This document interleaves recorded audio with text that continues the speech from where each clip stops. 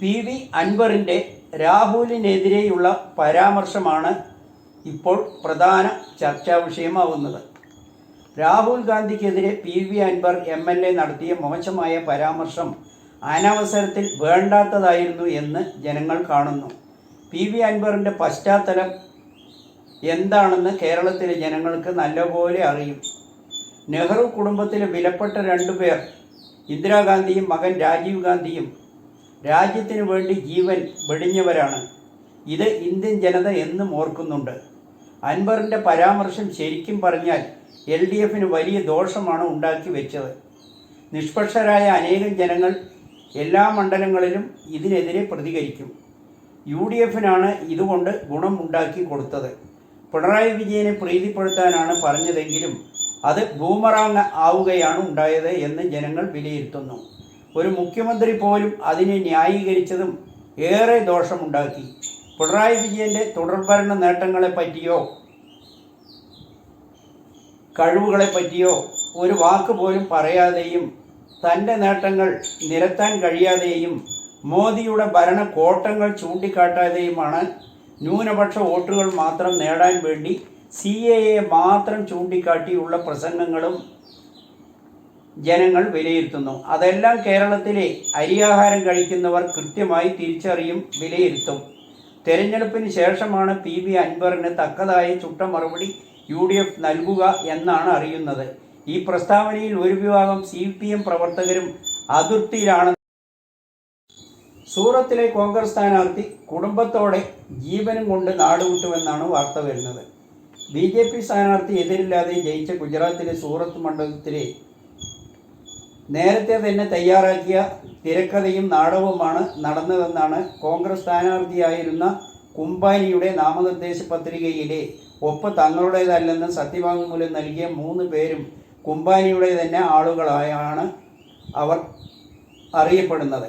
അവസാന നിമിഷത്തിൽ തന്ത്രപരമായ ട്വിസ്റ്റ് തയ്യാറാക്കുകയായിരുന്നു BJP സ്ഥാനാർത്ഥി ദലാൽ തന്നെയായിരുന്നു ഇതിൻ്റെ പിന്നിൽ.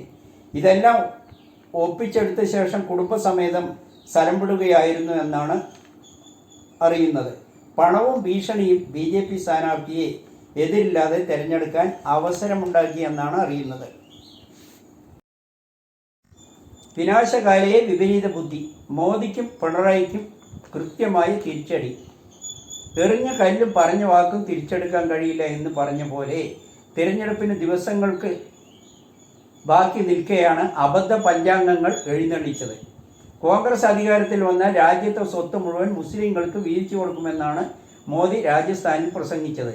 ഹിന്ദു വോട്ടുകൾ ഉറപ്പിക്കാനാണ് മോദി അത്തരം പരാമർശം നടത്തിയതെങ്കിലും അത് പാളിപ്പോയി. ഹിന്ദു വോട്ട് നേരത്തെ ഉറപ്പിച്ചതാണ്. പക്ഷേ ന്യൂനപക്ഷ വോട്ടുകൾ ആണ് നഷ്ടപ്പെടാൻ സാഹചര്യം ഒരുക്കി കൊടുത്തതെന്നാണ് രാഷ്ട്രീയ നിരീക്ഷകർ പറയുന്നത്.